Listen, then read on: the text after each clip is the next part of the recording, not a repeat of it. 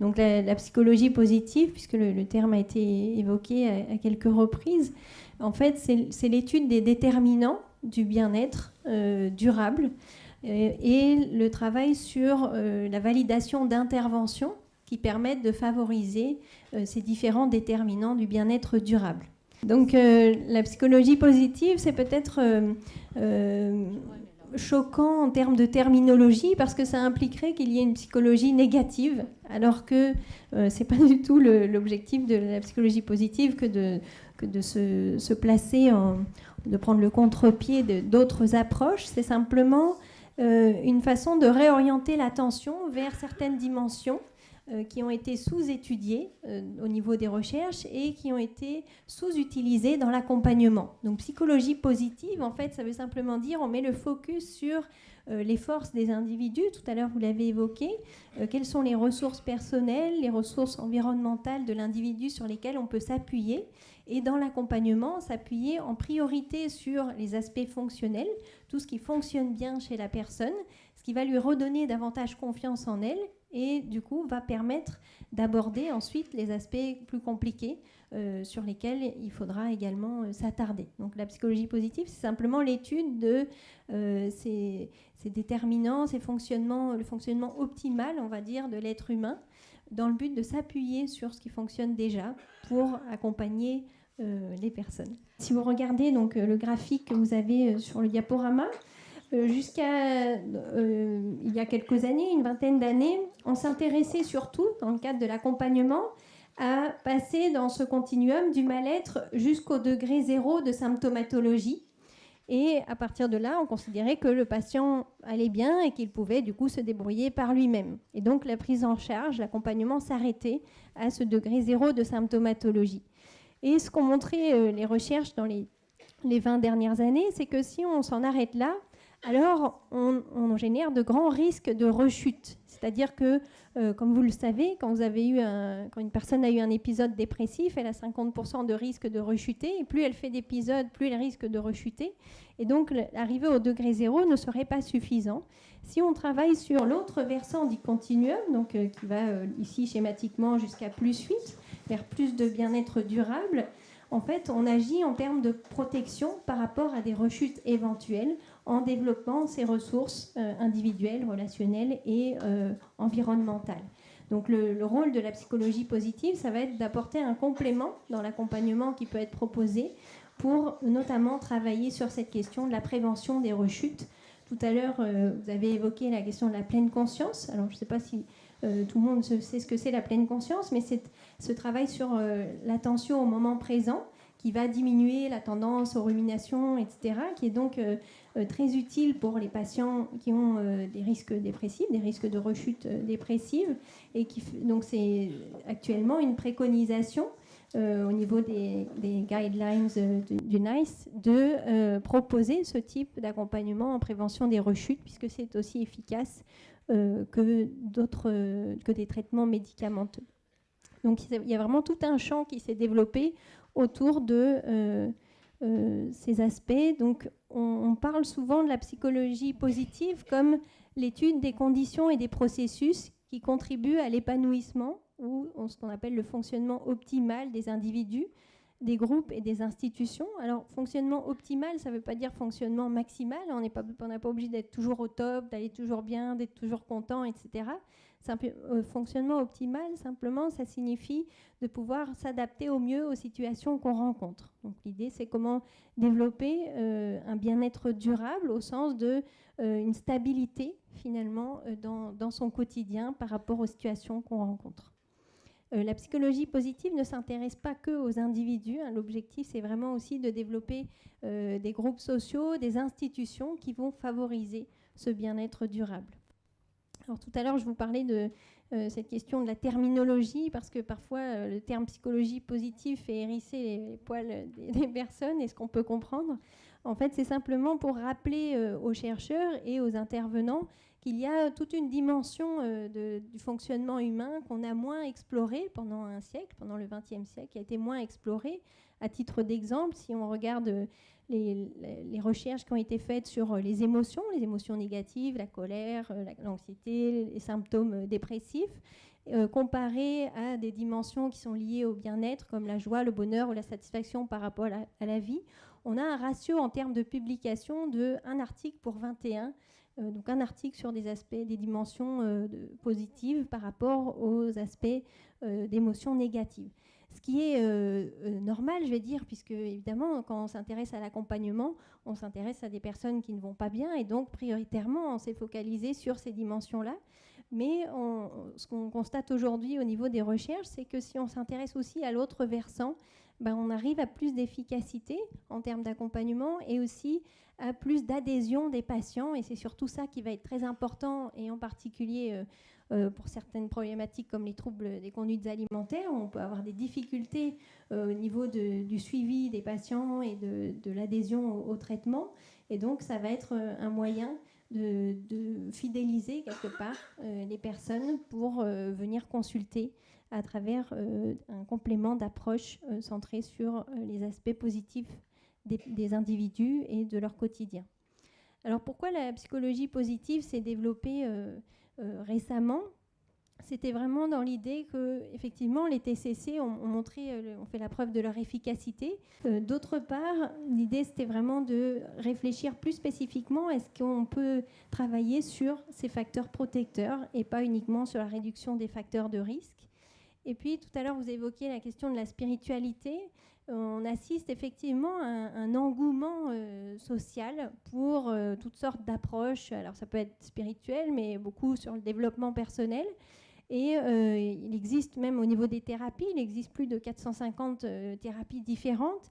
Et en fait, le grand public, les tout-venants, ont du mal à s'y retrouver, à savoir vers quelle approche s'orienter. Et donc, simplement, ils vont être peut-être fascinés par une personne qui a du charisme et donc vont s'intéresser à cette approche-là. Et l'objectif de la psychologie positive, c'était un peu d'aider les personnes à faire le tri parmi tout ce qui existe, sur quoi on peut s'appuyer, que montrent les recherches par rapport à ces pratiques.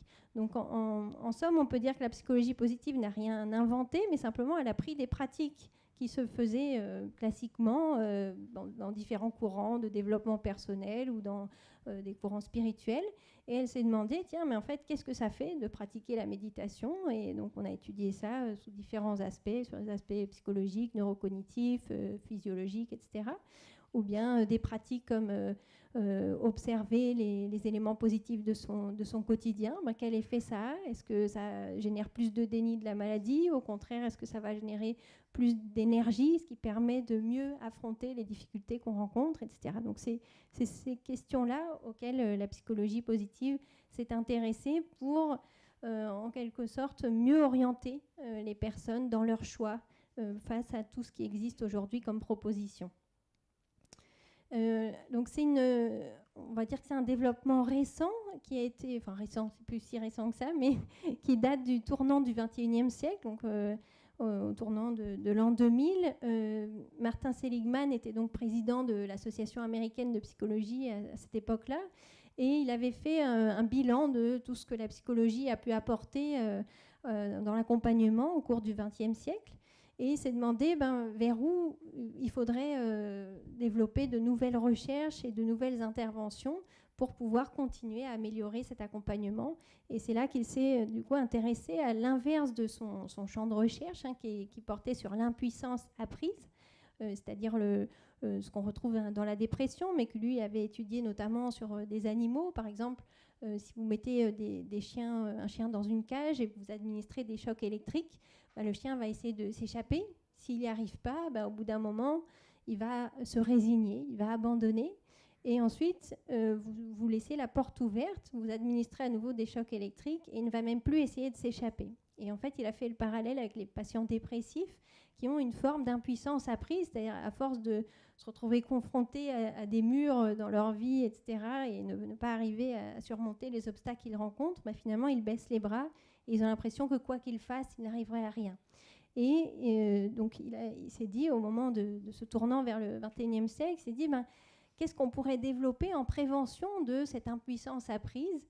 Et donc, il s'est mis à travailler sur l'apprentissage de l'optimisme, donc dès le plus jeune âge, qui pourrait être un moyen de contrecarrer cet effet de plus on rencontre des obstacles dans la vie, plus on va baisser les bras parce qu'on n'arrive pas à les surmonter. Et il a travaillé donc en collaboration avec Csikszentmihalyi, qui a publié plus de 150 articles sur la question de l'épanouissement, de la créativité, du flow dont je reparlerai tout à l'heure. Donc déjà avant le 21e siècle. Et ensemble, ils se sont dit, peut-être qu'il faudrait qu'on alerte les praticiens et les chercheurs sur ces autres dimensions qui seraient explorées et qui pourraient compléter les prises en charge actuelles. Alors, les origines de la psychologie positive en termes de représentation du fonctionnement humain sont déjà anciennes, qui datent de William James, dans cette idée que tout être humain a en lui-même un potentiel de développement et que lorsqu'on accompagne ces individus, il s'agit de réactiver ce potentiel de créativité, d'adaptation qui a pu être entravé par différentes problématiques qui ont émergé. À la différence des approches humanistes qui ont beaucoup développé ce type de philosophie, on va dire, la psychologie positive s'appuie sur des méthodologies on va dire scientifiques actuelles, donc des essais contrôlés randomisés comme il a été évoqué tout à l'heure, des expérimentations en laboratoire pour vraiment tester quels sont les mécanismes qui permettent de comprendre que telle pratique va avoir tel type d'effet et à quel point ça va être durable ou pas. Alors, la psychologie positive, à la différence du développement personnel, parce que vous verrez qu'il y a toutes sortes d'ouvrages maintenant sur le bonheur, le bien-être, etc., qui ne sont pas forcément écrits par des chercheurs et qui vont avoir une tendance un peu au prosélytisme. Tout le monde devrait faire de la méditation, tout le monde devrait pratiquer des exercices de gratitude, etc. La psychologie positive reste une science dans le sens où on va éviter les généralités et on va s'intéresser vraiment à l'impact d'une pratique dans un contexte particulier en fonction de la personnalité, de différents éléments de diagnostic, par exemple. Donc, une même caractéristique, en fait, peut être positive ou négative selon les contextes. Et c'est pour ça aussi que le terme psychologie positive n'est peut-être pas le mieux choisi, mais on parle souvent de traits de personnalité positifs comme l'optimisme ou la capacité à pardonner ou la gratitude. On parle aussi d'émotions positives, la joie, etc. C'est considéré comme des émotions positives.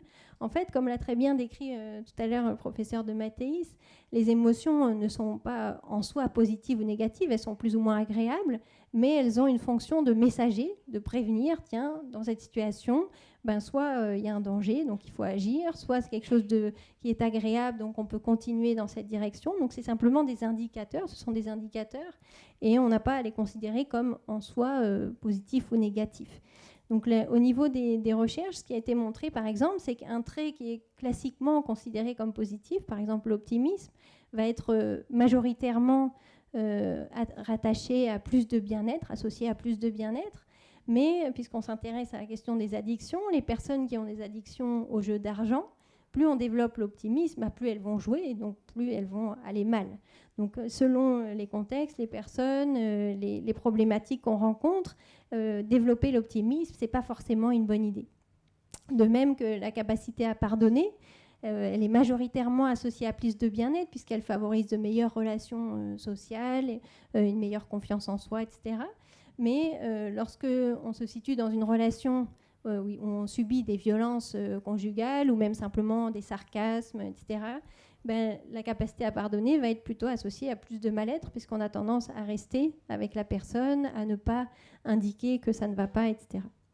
Donc même au niveau des émotions, on parle souvent de la colère comme une émotion négative par excellence, on va dire, puisqu'elle va générer en plus d'impulsivité, plus de difficultés relationnelles. Mais dans certains cas, par exemple chez les patients ou des personnes qui ont une anxiété sociale forte, qui ont des phobies sociales, le fait de les mettre légèrement en colère va les aider à mieux s'affirmer. Donc c'est une émotion qui pour eux va avoir un impact positif. Donc ce sont un peu ces différents aspects que la psychologie positive va explorer pour mieux comprendre les déterminants du bien-être, en prenant en compte les différentes dimensions qui l'affectent.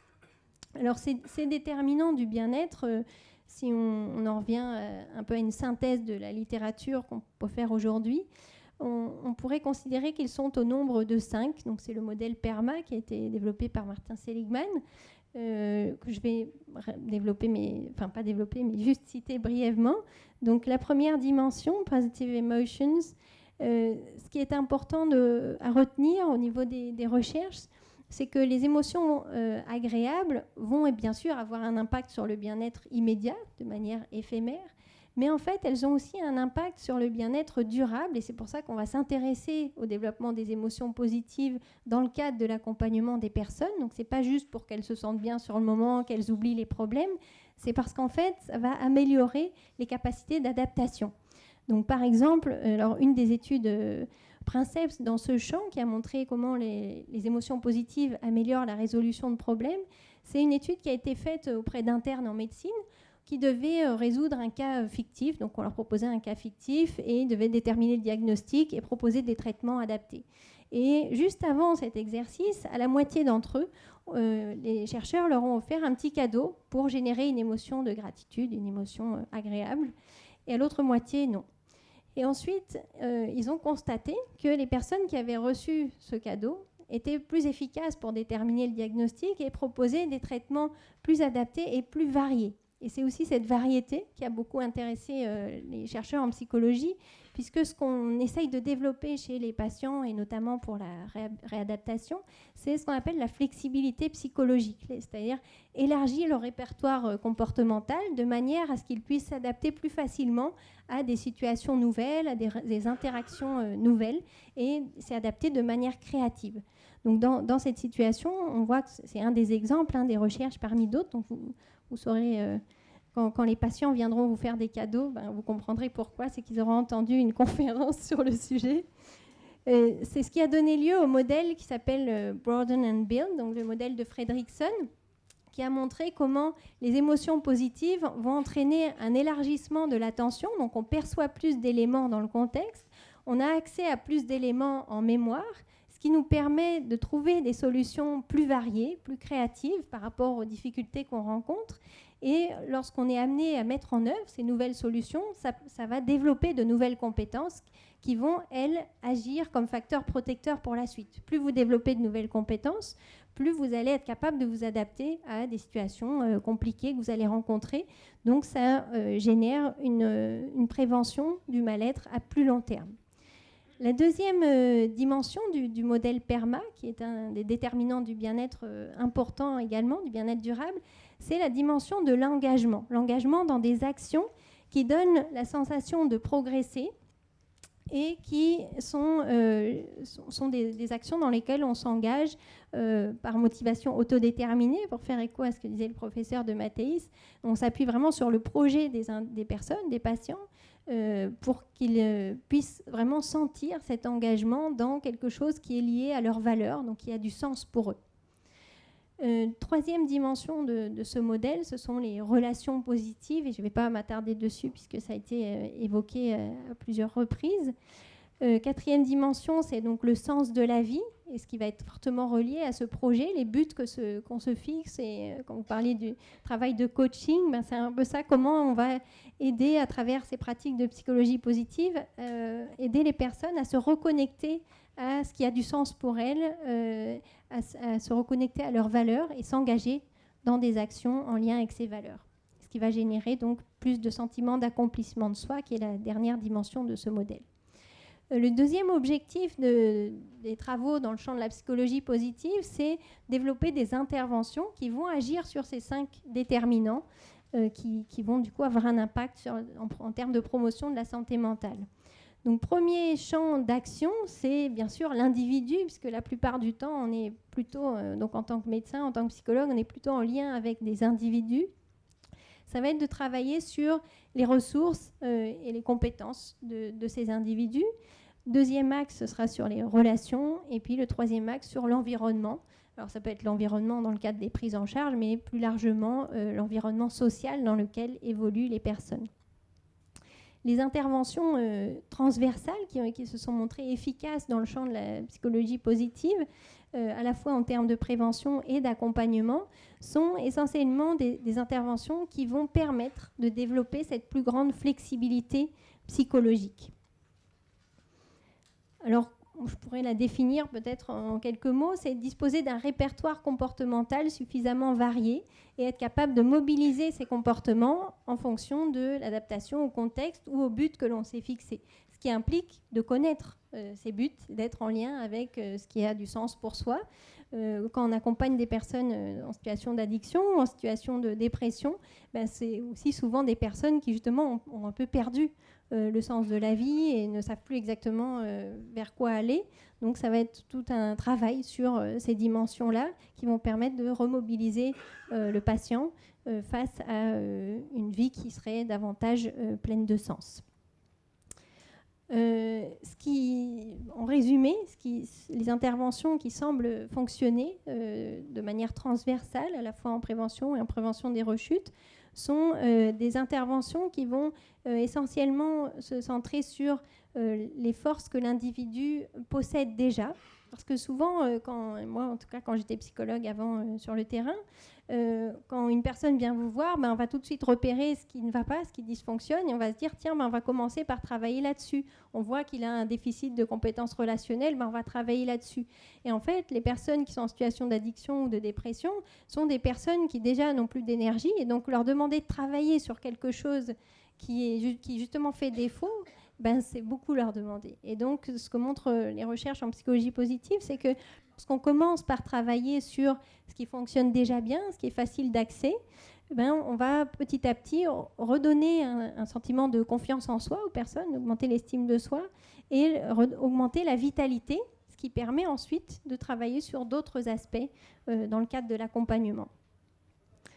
Ce qui a également été largement étudié, ce sont les compétences psychosociales, alors qui sont au nombre de 10 que je vais vous présenter juste après. Le sentiment de proximité sociale et de soutien social, qui sont des facteurs protecteurs, le sens de l'existence. Une autre dimension sur laquelle je reviendrai tout à l'heure, c'est la question de l'acceptation, qui est un aspect qui est parfois mal compris et qui est primordial sur la question du travail sur la régulation des émotions, et la diffusion cognitive que je vais développer également par la suite. Donc tous ces aspects-là vont être des facilitateurs de ce qu'on appelle la flexibilité psychologique. Alors concernant la première dimension, sur ce qu'on appelle les forces des individus, Seligman et Peterson se sont dit, d'habitude, les médecins s'appuient sur le DSM pour diagnostiquer les troubles, les différents symptômes, les classer.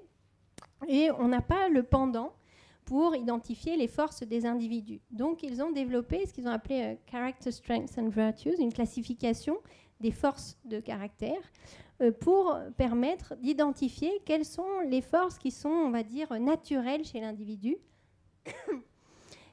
qui sont spontanées. Par exemple, c'est une pratique qu'on fait souvent pour faire comprendre ça aux patients. Si vous écrivez une phrase de la main droite et puis vous la signez, c'est simple, ça coule de source, ça ne vous demande pas d'énergie. Si je vous demande de réécrire la même phrase avec la main gauche et de la signer, vous allez mettre beaucoup plus de temps, ça va demander beaucoup de concentration. Si vous êtes fatigué, ça va vous énerver. Et donc, c'est un peu ça l'idée des forces principales des individus. Ce sont des forces qu'ils vont pouvoir utiliser facilement. Et si on leur propose de l'utiliser davantage dans leur quotidien, ça va augmenter la fluidité, le sentiment de confiance en soi et le bien-être, simplement en utilisant des forces qui fonctionnent déjà dans le quotidien. On peut aussi, lorsque les personnes vont bien, parce que moi je travaille beaucoup dans le champ de la prévention primaire, on peut développer de nouvelles forces en prévention, donc pour élargir le répertoire de fonctionnement des individus. Vous ne voyez plus rien, mais... Ah, d'accord. Donc on peut aussi développer des forces qui sont moins développées chez les personnes, mais pas quand elles sont en situation de dépression, puisque là, précisément, elles n'ont pas suffisamment d'énergie pour s'y consacrer. Les compétences psychosociales, elles ont été définies par l'OMS. Elles sont au nombre de 10 et je ne vais pas toutes les développer. Je vais simplement m'axer sur une de ces compétences, qui est savoir gérer ses émotions et ce qui va rejoindre les deux présentations précédentes. Les compétences émotionnelles ont été récemment regroupées sous la forme d'un schéma avec 10 compétences, 5 par rapport à soi et 5 par rapport à autrui. Donc les compétences sont en lien avec la lexithymie, dont vous avez parlé tout à l'heure, la capacité à identifier ses émotions, à les comprendre, c'est-à-dire si j'éprouve de la colère, qu'est-ce que ça signifie, à les distinguer des sensations, si j'ai faim, c'est pas pareil que si je suis triste, à exprimer ses émotions dans le but de permettre à l'environnement aussi de s'adapter, d'améliorer peut-être le contexte, de réguler ses émotions, et c'est surtout là-dessus qu'on va travailler, et puis d'utiliser ces émotions dans le cadre de la prise de décision. Souvent, on entend dire, en tout cas dans le milieu du travail, qu'on doit laisser les émotions à la porte et venir qu'avec sa tête. Et les recherches, bien sûr, montrent l'inverse, montrent que si on laisse les émotions de côté, on prend des décisions qu'on va regretter par la suite. Donc l'utilisation des émotions, c'est vraiment maintenant un outil qu'on essaye de développer en prévention primaire. Alors, l'utilité du travail sur ces compétences émotionnelles en prévention des addictions, la dépression et des troubles anxieux, elle rejoint ce que vous avez très bien décrit tout à l'heure, c'est-à-dire que les consommations sont souvent utilisées comme un moyen pour plus facilement rentrer en relation avec les autres, pour s'intégrer dans un groupe, ou comme une automédication, donc un analgésiant émotionnel. Et donc, on va essayer de travailler sur des compétences qui vont éviter que il y ait un trouble de l'usage des consommations, c'est-à-dire on peut consommer de manière festive, voilà, ou de temps en temps par goût au moment du repas, comme vous l'avez décrit tout à l'heure. Mais à partir du moment où ça devient une stratégie d'adaptation, ça va générer des risques d'addiction. Donc travailler sur les compétences émotionnelles, c'est un moyen d'avoir d'autres outils que les substances pour entrer plus facilement en relation, s'intégrer et gérer les émotions.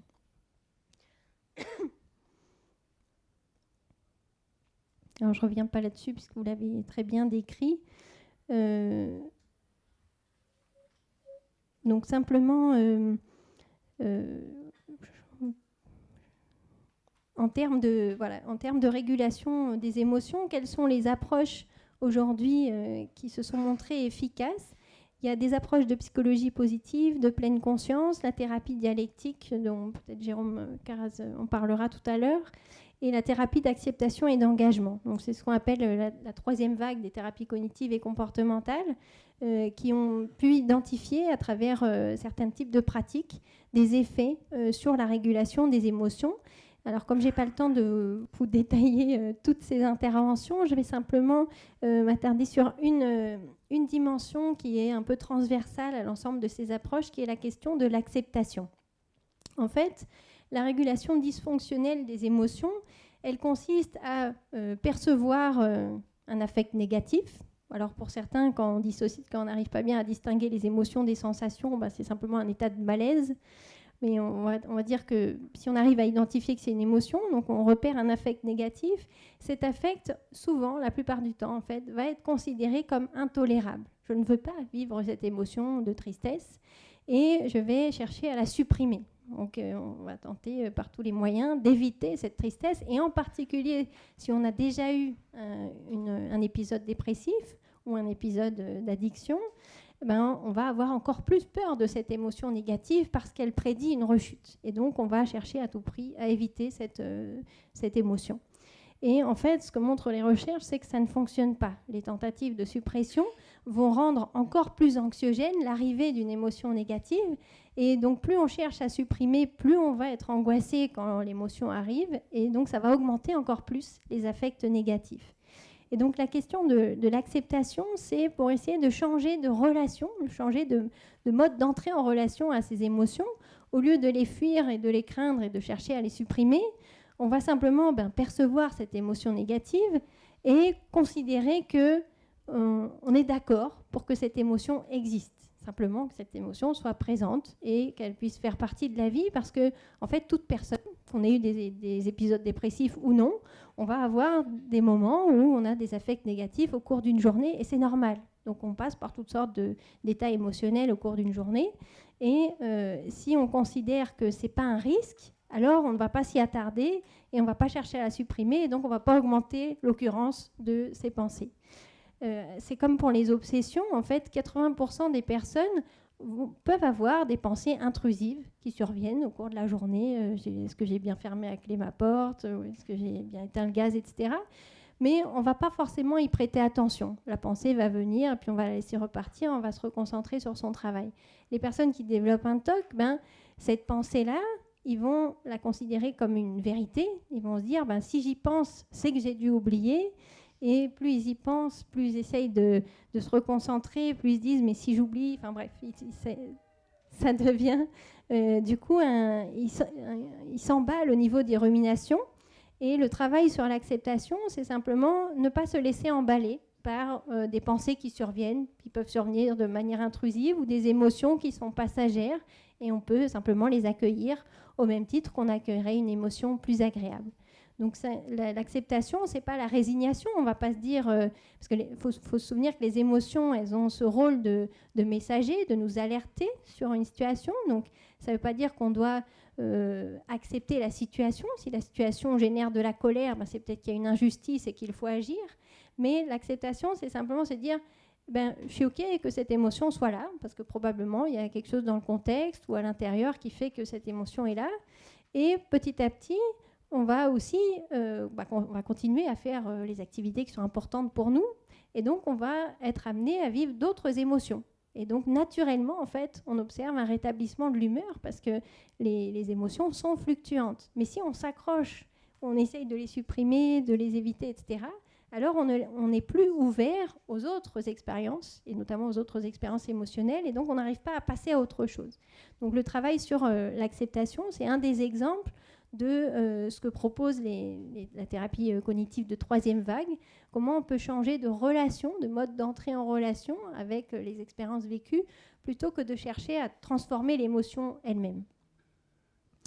Un autre petit exemple, parce que je sais qu'on n'a pas beaucoup de temps, mais c'est la question de la diffusion cognitive qui rejoint un peu cette idée d'acceptation. Quand vous avez des pensées qui surviennent, on peut simplement apprendre aux patients à se dire ce ne sont que des pensées. Si je me dis je suis nulle, quand je me le dis, je me dis comme je me suis dit ça, c'est que c'est vrai. Et en fait, très rapidement, on s'auto-alimente avec ces pensées négatives par rapport à soi en particulier, ce qui va générer davantage d'émotions négatives et qui vont tourner en boucle, ce qu'on appelle les ruminations. Lorsqu'on travaille donc sur les pratiques d'acceptation, sur les pratiques de présence attentive, donc le fait de revenir simplement à l'expérience du moment présent, on va diminuer cette tendance à fusionner avec les pensées. Alors pour vous donner un exemple dans le cadre des troubles alimentaires, que je connais mieux, il y a ce qu'on appelle la fusion pensée-forme, c'est-à-dire le simple fait de penser à un hamburger vous donne l'impression de prendre 500 calories. Donc, c'est très angoissant, évidemment. Du coup, vous essayez de ne pas penser à votre hamburger, et plus vous essayez de ne pas y penser, plus la pensée revient. Si je vous dis pendant 5 minutes, ne pensez pas à un ours blanc, là, on a chaud, etc., on n'y pense pas. Mais si je vous dis pendant 5 minutes, essayez de ne pas y penser, vous allez y penser beaucoup plus parce que vous allez chercher à ne pas y penser. Et donc, c'est très angoissant, en fait, pour les patients d'avoir cette distorsion cognitive. Et lorsqu'on leur apprend simplement, par exemple de manière expérimentale en laboratoire, on leur dit, quand vous avez une pensée de ce type-là qui survient, dites-vous, ce n'est qu'une pensée. Et en fait, on observe qu'il y a une diminution de la réactivité émotionnelle, des émotions négatives, et cela de manière durable. Donc c'est une des pratiques qui est proposée dans ces accompagnements de troisième vague. En résumé, on peut dire que ces approches de troisième vague vont favoriser la réorientation de l'attention, c'est-à-dire au lieu de rester uniquement focalisé sur ce qui dysfonctionne, sur les pensées négatives, sur les émotions désagréables, on va essayer de réélargir et percevoir aussi les autres choses qui font notre quotidien. Par exemple, dans les programmes de psychologie positive, on propose aux personnes le soir de noter jusqu'à 5 choses positives qui se sont passées dans la journée. Et ce qu'on constate, c'est que, alors tout à l'heure vous avez parlé du sommeil, donc ça c'est une pratique qui fonctionne très bien pour améliorer les troubles de l'endormissement, puisque au lieu de, le soir on a tendance à ruminer, alors soit des pensées négatives par rapport au passé, donc de l'autocritique, etc., soit des anticipations anxieuses par rapport à l'avenir, et donc on n'arrive pas à s'endormir. Et lorsqu'on pratique ce type d'exercice, noter 5 choses positives qui sont passées au cours de la journée, on réoriente l'attention vers les autres aspects. En général, par exemple là, si dans une salle, une personne se met à bâiller, c'est tout de suite mon attention va être attirée vers cet aspect menaçant qui dit c'est vraiment ennuyeux, c'est trop long, on en a assez, on devrait sortir. Alors que peut-être beaucoup d'autres ont l'air intéressés, prennent des notes, regardent attentivement, mais ça, le cerveau ne le capte pas. Et donc l'idée, c'est d'entraîner le cerveau à pas uniquement capter ce qui est négatif et menaçant, mais aussi voir le reste. Et ce qu'on constate avec ces pratiques, c'est par exemple, les patients décrivent que lorsqu'ils ont noté dans leur journal le soir des événements positifs qui se sont passés, le lendemain, ils perçoivent davantage ces moments-là. Par exemple, un des participants qui disait, il avait noté, donc c'était le journal de gratitude, noter les choses pour lesquelles vous êtes reconnaissant, et il avait noté le baiser de sa compagne le matin quand il se réveille. Et après, il décrivait comment ensuite, chaque jour, ce moment était devenu vraiment un moment exceptionnel où il arrivait à en profiter pleinement, alors que ça fait 10 ans qu'ils sont ensemble et donc ils s'étaient habitués, donc ça n'avait plus ce relief. Le simple fait de l'avoir noté, pendant les jours qui suivent, ça donne plus de vie à ces moments-là de la journée et c'est ce qui permet de prendre en compte aussi les autres dimensions du quotidien qui redonnent du sens à la vie. Donc ces pratiques-là vont permettre justement de réorienter l'attention, de s'ouvrir à de nouvelles expériences plutôt que rester focalisé sur la fuite d'expériences aversives et de diminuer la tendance aux ruminations. Alors juste à titre d'exemple, là je vous ai mis une des méta-analyses, donc une synthèse de la littérature sur les interventions de psychologie positive, qui n'est plus très récente, qui date de 2009, mais qui a été un tournant pour nous. C'est-à-dire que moi, je travaillais essentiellement en prévention primaire ou sélective, et on n'osait pas trop, on était beaucoup sollicités par les psychothérapeutes, les psychiatres, pour développer des interventions de psychologie positive en psychiatrie, et on n'osait pas trop, parce qu'on s'est dit... si les gens vont vraiment pas bien, on va pas se mettre à leur dire notez les choses positives dans la journée. Donc on était un peu frileux. Et en fait, suite à cette méta-analyse, ce qui a été montré, c'est que les interventions sont d'autant plus efficaces sur les personnes qui ont des difficultés, en particulier des dépressifs ou des suicidaires, parce que précisément, c'est ceux qui ont le plus besoin de réorienter l'attention pour redonner du sens à leur quotidien, pour se raccrocher à quelque chose dans leur quotidien. Donc, à partir de ce moment-là, il y a eu plusieurs services hospitaliers en France qui se sont intéressés à ces approches et qui se sont mis à développer ce type de pratique.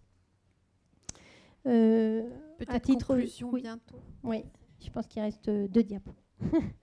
Donc, juste à titre d'exemple, les patients pour lesquels moi j'aurais été le plus frileuse pour intervenir en psychologie positive, c'est les suicidants. Et en fait, donc il y a une étude qui a testé 9 pratiques différentes de psychologie positive et qui a montré que pour ce type de patients, ce qui est le plus efficace, c'est la pratique du journal de gratitude. Donc, noter le soir jusqu'à 5 choses pour lesquelles vous éprouvez de la gratitude ou de la reconnaissance. Et donc, c'est un protocole qui est en cours de réplication au CHU de Montpellier. Et ils ont des témoignages vraiment très touchants de patients que j'ai vus qui décrivent comment, dès le premier jour de cette pratique, ça a vraiment redonné du sens à leur existence. Par exemple, une patiente qui décrivait, donc juste après un épisode suicidaire, qu'elle s'était promenée dans le parc et quelqu'un s'était assise à côté d'elle.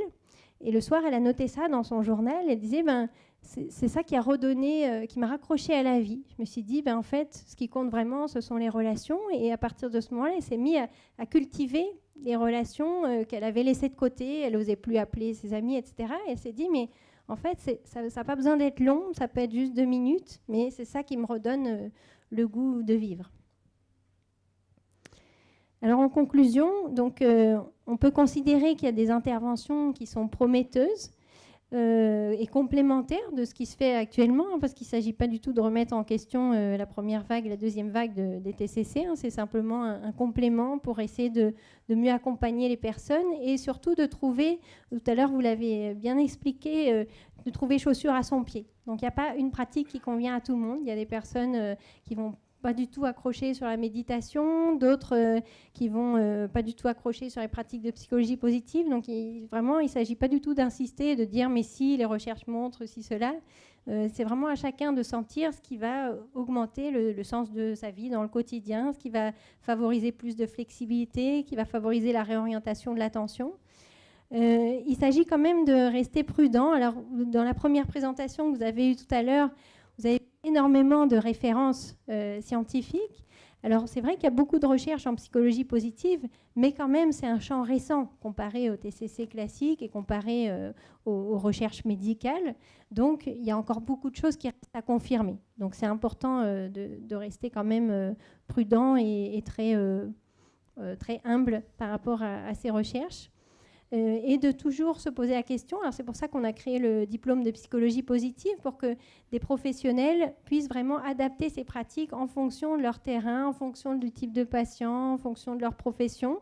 Donc il y a vraiment, pour l'instant, on n'est pas du tout dans la prescription, on est vraiment plutôt dans voilà ce que montrent les recherches, mais c'est vraiment à vous d'adapter aux situations, aux individus, parce qu'on sait que les situations sont très complexes et qu'il n'y a pas une bonne méthode pour tout le monde.